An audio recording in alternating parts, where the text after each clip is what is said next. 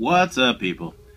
I'm back, and I thought it was time to come at you with just an old-fashioned pickup video. So here we are, and what better way to start than with Sega Club Crystal's Pony Tail. Not tail, tail, like story.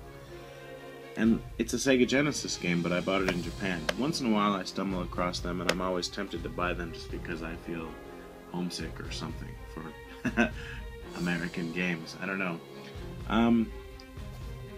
This one had been there for a while, this store I went to, and in fact so long, I don't know if it'll focus or not, but yeah, you can kind of see there. Hold on.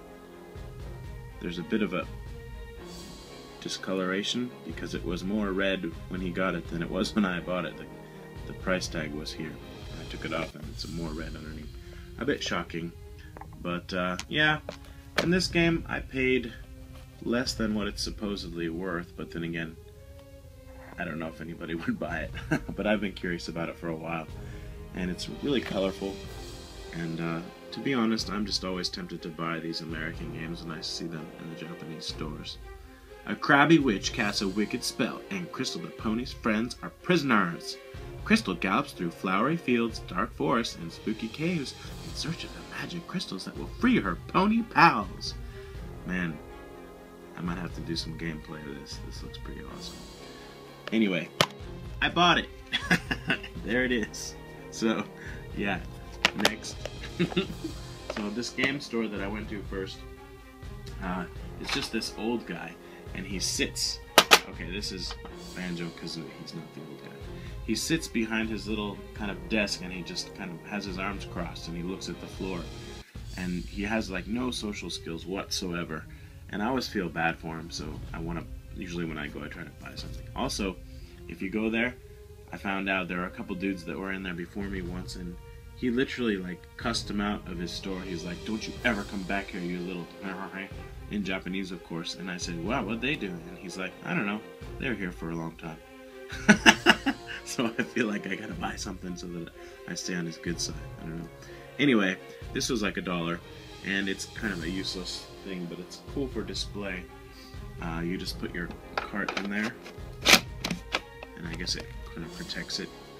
It looks nice. And when you want to play it, you just do that, and it comes right out.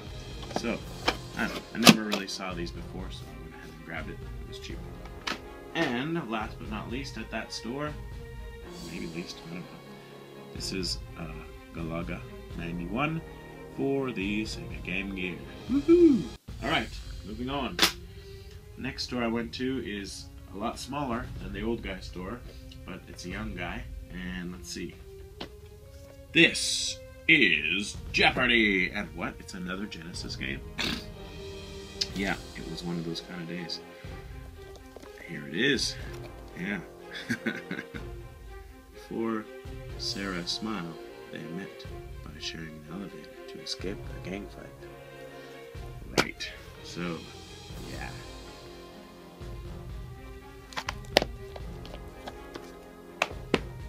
I can't help it. I feel happy when I see American games in Japan. And here we go. Herzog Spy. And this game, I mentioned it before, but I found out about it from Classic Game Room. It's like one of his favorite games. I have the Japanese Mega Drive version as well. This one, I get to read the instructions in English, and that makes me happy. But yeah, I'm looking forward to trying this out after reading the instructions. So yeah, there you go. That's one of two games that kind of my purchase was influenced by Classic Game Room. Okay, next, I went to a new book off nearby. They sell used books, but also games. And I bought this PS Vita version of Asphalt Injection arcade style racer. I've been wanting this for a while because I haven't been very satisfied with Ridge Racer. That game has like 3 tracks. It's kind of annoying. This one has a lot more. And yeah, I usually see it for like over $30 used, but this time it was about 15, I guess. So I thought that was pretty good. Still a pretty new game. And a couple PS2 games.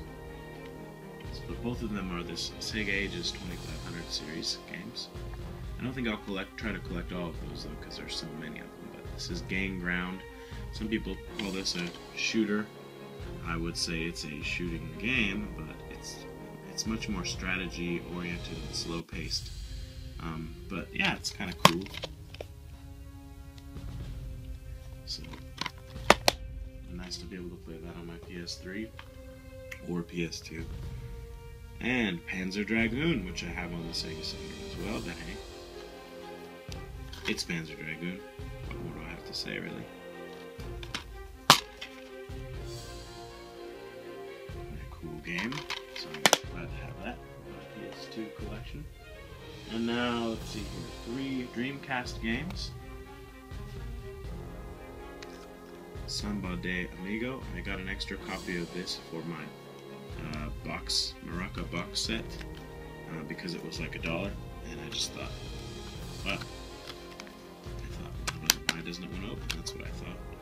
Okay, come on, you're on camera. There we go. I don't know what. Anyway, it was $1, and it's in good shape. So there's that, Samba de Amigo. And I know nothing about this game, but it was also like $1. Super Speed Racing. Yeah.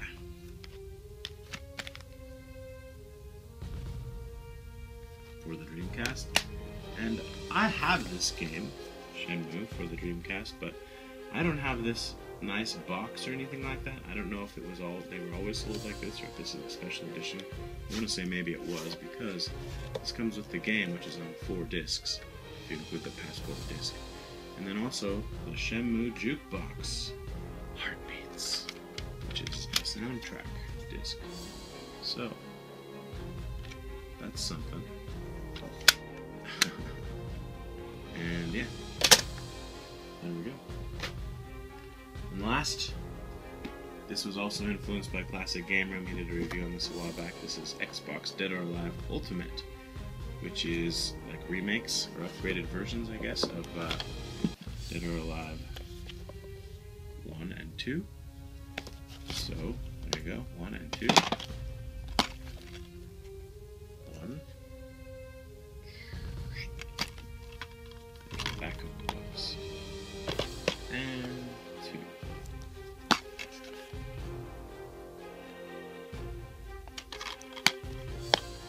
Okay, and that is it. Thank you very much for watching, and I'll be back with more, I reckon. Bye-bye. Bye-bye.